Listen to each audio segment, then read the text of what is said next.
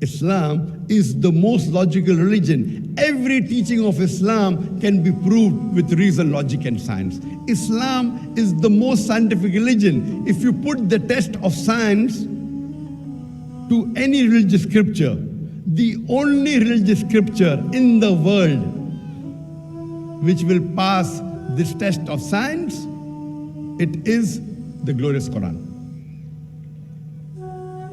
Now, when we explain to a non-Muslim and remove the misconception that he or she has because of the media, inshallah, that non-Muslim will start liking Islam.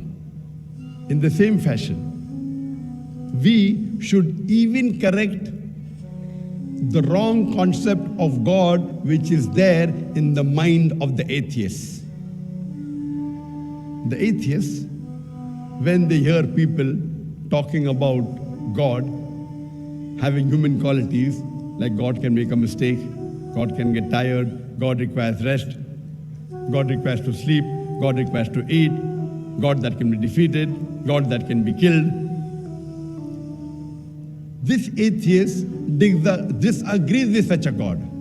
We have to present to him the correct concept of God. And the best reply that any Muslim can give you regarding the concept of God in Islam is quote to you Surah Ikhlas, chapter number 112, verse number 1 to 4, which says, Qul huwallahu ahad. Say, He is Allah one and only. Allahu samad. Allah, the absolute and eternal.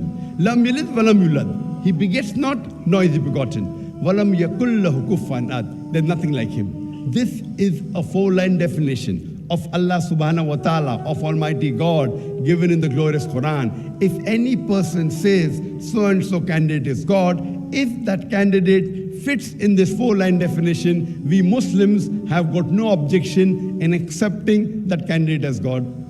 Number 1 is, Kul huwallahu ahad. Say, He is Allah one and only. Number 2, Allahu samad. Allah, the absolute and eternal.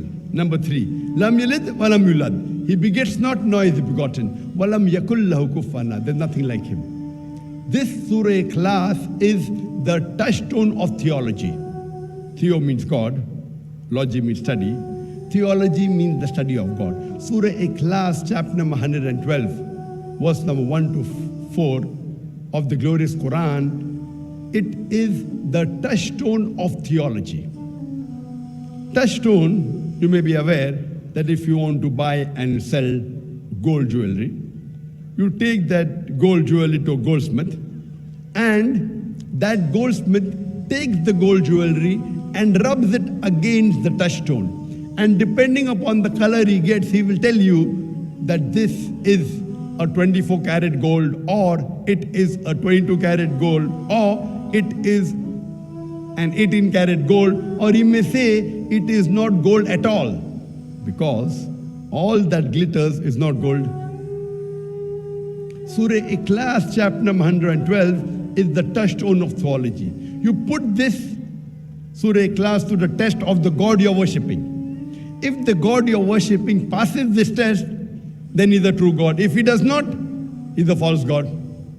For example, there are many human beings in this world who believe that Bhagwan Rajneesh is Almighty God.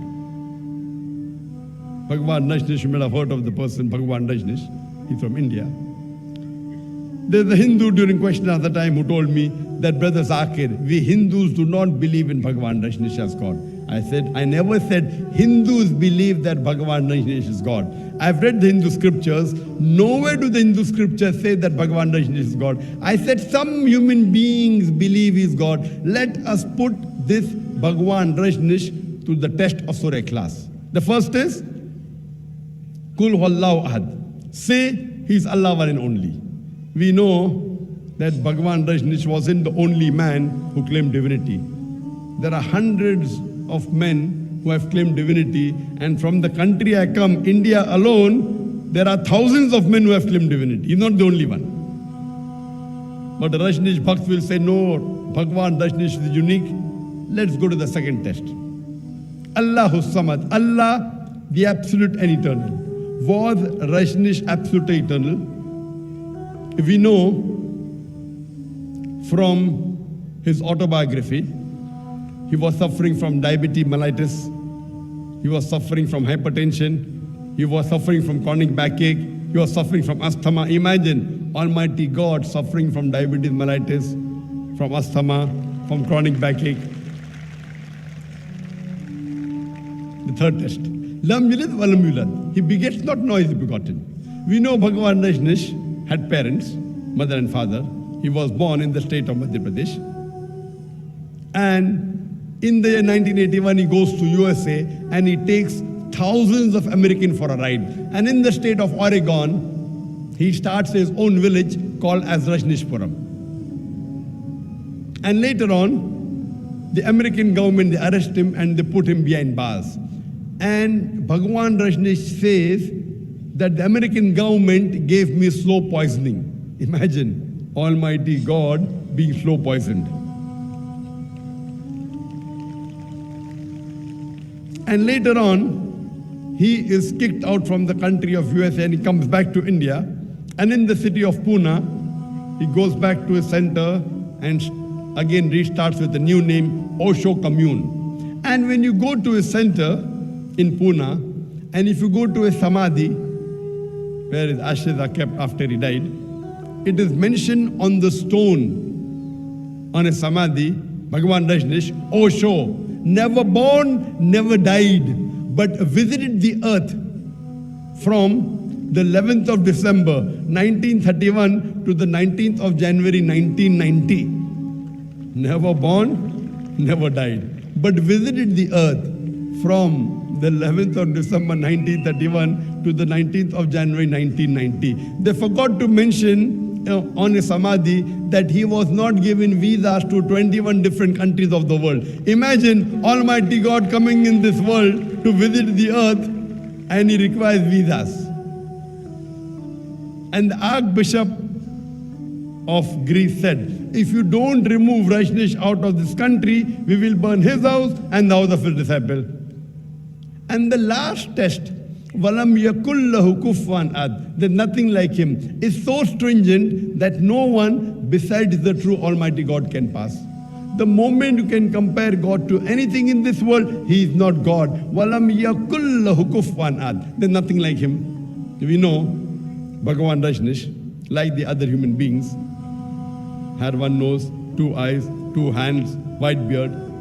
The moment you can compare God to anything in this world, he is not God. Walam yakul lahu kufuwan ahad, there's nothing like him. For example, if someone comes and tells me that Almighty God is 1,000 times stronger than Arnold Schwarzenegger. You might have heard the name Arnold Schwarzenegger, the person who got the title Mr. World, Mr. Universe, the strongest man in the world, the strongest man in the universe. The moment you can compare God to anything in this world, whether it be Arnold Schwarzenegger, whether it is Dara Singh, whether it is King Kong, whether it's 1,000 times or whether it's 1,000,000 times, the moment you can compare God to anything in this world, he is not God. Walam yakul lahu kufuwan ahad, there's nothing like him. This is a 4-line definition of Allah subhanahu wa ta'ala given in the glorious Quran. If anyone says that so-and-so candidate is God, if this candidate fits in this 4-line definition, we Muslims have got no objection in accepting that candidate as God. That's the reason the atheists around us, the definition of God that we see around us, does not satisfy the intellect that such an entity can be God. The moment you explain to an atheist the correct concept of God, there are high chances that he or she will accept in this Almighty God. I've given a talk on the concept of God in the major world religions.